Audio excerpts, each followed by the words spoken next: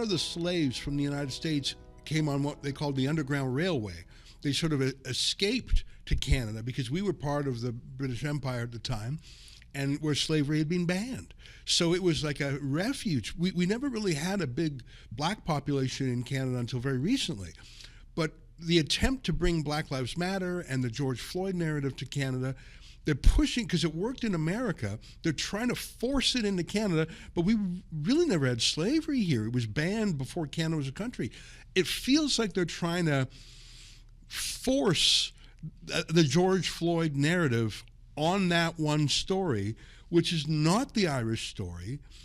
They're so excited about playing the same script in Ireland that they've used effectively in the United States. I think that's what's going on. Well, there was a very interesting tidbit during the whole meeting, and that was when they had one woman who was from the UK, and she ran a kind of an anti-racist organization over there, sort of an NGO, and she was one of the invited speakers that they had brought in to talk to the crowd about various issues. And one of the things she touched on was NGO funding. And she said that after the killing of George Floyd in America, or the death of George Floyd in America, of course, there was fentanyl, and, you know, we can get into whether that story is as people typically portray it, but that's a whole other issue. The point being that after that event, there was a huge surge in funding for kind of anti-racist causes and anti-racist NGOs. And she said that now that's massively tapered off, because that was several years ago now. The conversation has kind of moved on. And so now you have to work much harder in order to keep the funding flowing. And so she said that it's important then that we keep racism and anti-racism on the agenda in order to keep, and this was the word she used, in order to keep tendrils going out into society. So my jaw hit the floor when I heard that. This is really astonishing, that what I've been saying for several years now at this stage, particularly in the context of, for example, Ireland's hate speech bill, is that there are groups who directly benefit from the perception that a country like Ireland or like Canada or wherever is a horrible racist country. Because the analogy I always make is, if you don't have leaky pipes, then you don't need a plumber. And if you don't have a racist society, then you don't need professional anti-racist campaigners. And so it is directly beneficial to an organization that is designed to fight these bogeymen to say, oh, Ireland is horrifically racist, there's a rise in hate crime, people are being attacked because of the color of their skin, blah, blah, blah. And so I thought that was a stunning admission on the part of this one particular speaker.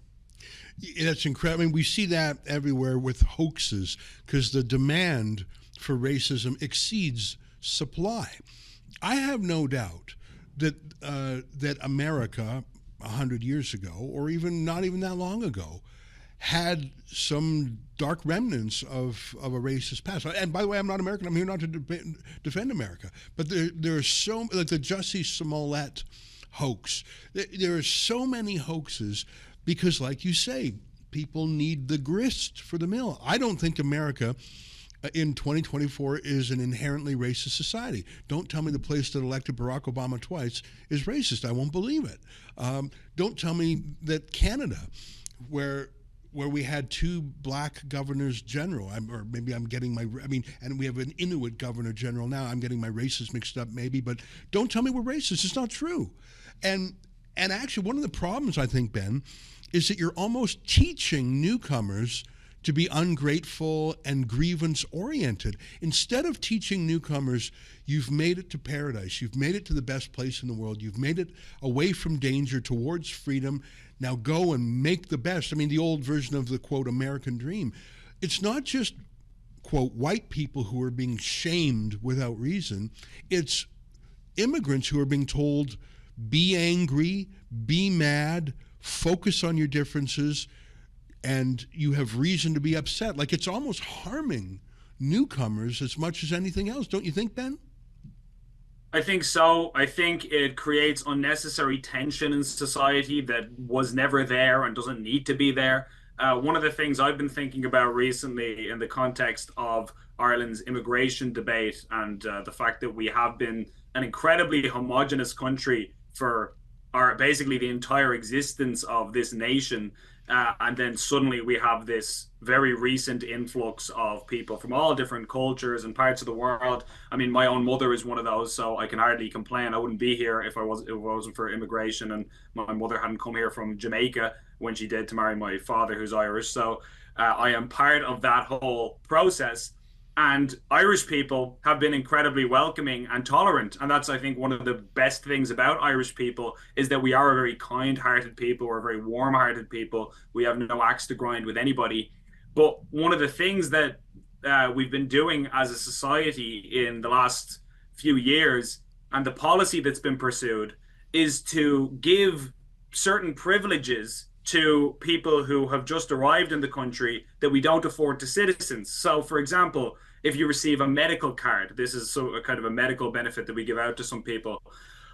That is a thing that many people struggle to get here. If you turn on Irish radio at any point during the week, you'll hear every single day people complaining about how, they can't get a medical card and they seriously need it because they're just under a certain threshold or over a certain threshold, or this bureaucracy causes them to be just slightly ineligible, and so they can't get it even though their child has a debilitating medical problem or whatever it might be. You hear about these stories all the time, and yet anybody who comes to Ireland and claims asylum automatically receives a medical card, and that was told to us by the Minister for Health just last year.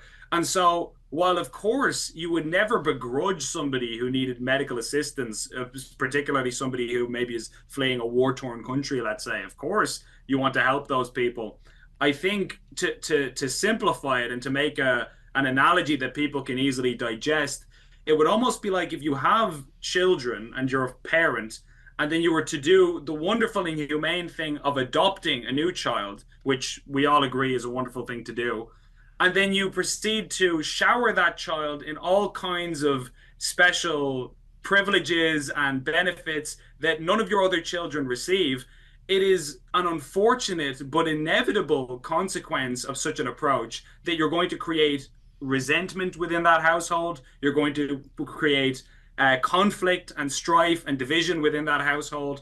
And that's something that I think we run the risk of by pursuing things in such an obviously unfair way, that people have an inherent sense of justice that's offended by that, where you think, I'm a citizen of this country, I pay taxes my whole life, I was born here, I was raised here, my parents and my grandparents are from here, and yet I feel like I am less favored than somebody who showed up 5 minutes ago. This isn't fair.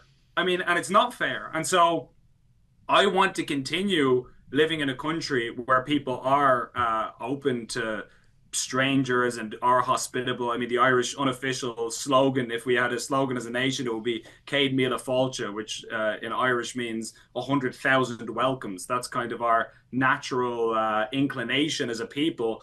I feel like we're at risk of diminishing that, and like people's welcome and their sense of welcome is quickly evaporating the more we proceed the way we are.